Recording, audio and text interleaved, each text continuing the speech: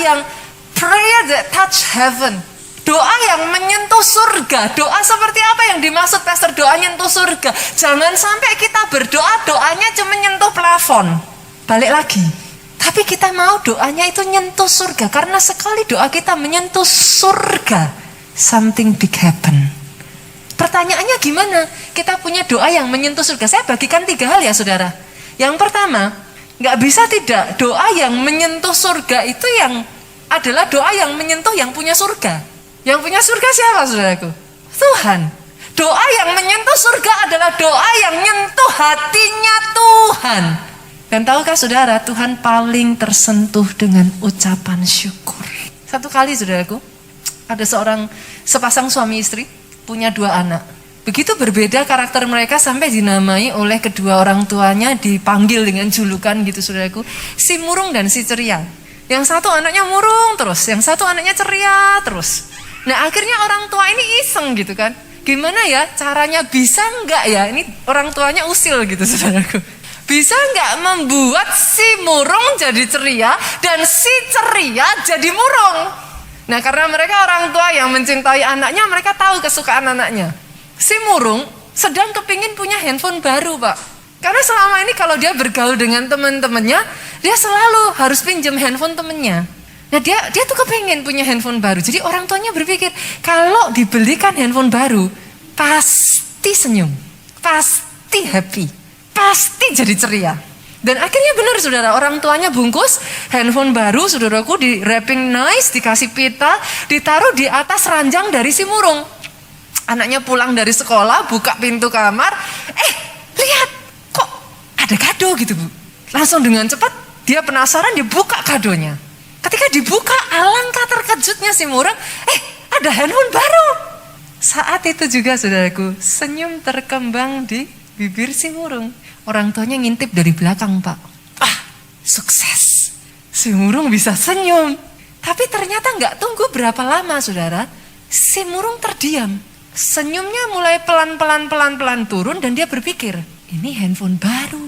Nanti kalau saya bawa ke sekolah, pasti teman-teman berebut pinjam. Gimana kalau rusak? Saya mau gak minjemin, nanti dipikir saya jahat. Selama ini saya pinjam handphone teman. Gimana kalau jatuh? Gimana kalau dipakai berebut, malah saya jadi gak bisa pakai handphonenya? Dia berpikir, handphone ini merepotkan. Dia murung lagi saudara. Senyumnya hilang. Yang kedua anak yang bungsu ceria, si ceria. Orang tuanya berpikir ini anak pingin kuda poni. Oke. Gimana bikin dia jadi murung? Dibungkuslah kado saudaraku, isinya maaf saudara, kotoran kuda. Orang tuanya berpikir nih, nanti kalau si ceria lihat kotoran kuda, pasti langsung jadi sedih, pasti murung. Dan benar saudara, dibungkuslah kotoran kuda itu di dalam sebuah kado, di wrapping nice, ditaruh di atas ranjang. Si ceria pulang, dibuka saudaraku, dia happy. Begitu dia buka bungkusnya, dia buka pitanya, dia mulai mencium bau yang busuk saudaraku. Begitu dibuka tutup kadonya, dia melongok, dia penasaran ini apa sih kok bau sekali. Ternyata dia melihat kotoran kuda. Begitu dia lihat itu saudaraku, untuk sesaat dia jadi frowning, dia jadi murung gitu saudaraku. Senyum hilang di bibirnya. Tapi tidak berapa lama si ceria berpikir, kalau ada kotorannya, pasti ada kuda. Dengan cepat si ceria langsung berlari keluar saudaraku.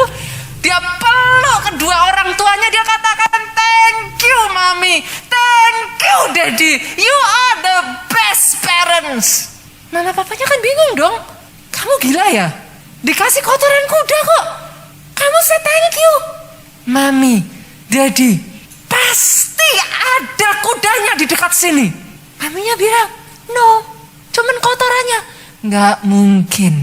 Thank you so much mami, I love you. Dicium, dipeluk, dia lompat-lompat saudaraku. Papa mamanya tidak bisa melihat itu semua ketika dilihat anak ini saudaraku bersukacita, berterima kasih dari hatinya. Mau gak mau, selesai itu diajak anaknya dibeliin kuda sungguhan saudaraku. Kalau mau tepuk tangannya yang paling meriah buat Yesusan gitu. Saya berdoa hati yang seperti ini ada atas hidupmu. Bukan menemukan 1001 alasan untuk tidak bersyukur, tapi 1001 alasan untuk bersyukur kepada Tuhan. Bahkan ketika yang kau lihat adalah kotoran kuda, saudara. Tidak seperti yang kau harapkan, tidak seperti yang kau inginkan. Belajarlah percaya, Tuhanmu yang baik tidak akan memberikan yang tidak kebaik kepada orang yang mengasihinya. Kenapa saudaraku? Kenapa hati yang bersyukur itu menyentuh hatinya Tuhan?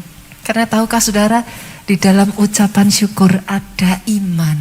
Sejak dari hari ini, temukan cara ya saudaraku. Banyak-banyak hujani Tuhan dengan ucapan syukur.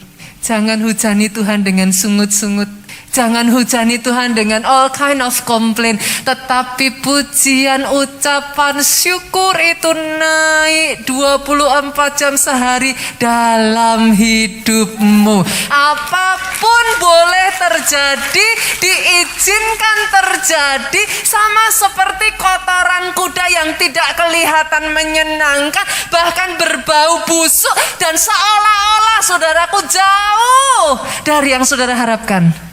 Tapi ketika kau naikkan ucapan syukurmu di hadapan Tuhan, itu menyentuh hatinya Tuhan. Kalau yang punya surga disentuh, siap-siap saudara, keajaiban demi keajaiban, pertolongan mujizat itu jadi bagian dalam hidupmu.